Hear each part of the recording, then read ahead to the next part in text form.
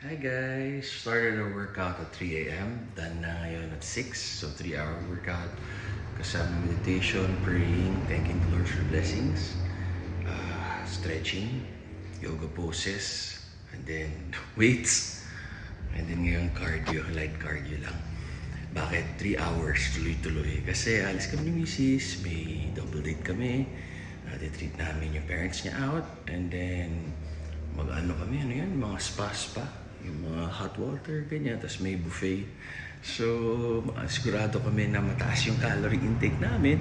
So, hindi na kami mag-break the fast ngayon. Continued fasting kami hanggang makarating kami sa pupuntahan namin. Tapos doon namin be-break yung fast. Kaya na-maintain namin yung katawan namin, yung health namin, yung skin namin. Kasi lahat ng sobra, masama. Pag sobra tayo sa sugar, sa carbs, tigawat tayo, insulin resistance, gain weight, di ba? So do what works for you. Tama kayo, mali ka, I'm not your doctor. Happy healthy guys. Always pray!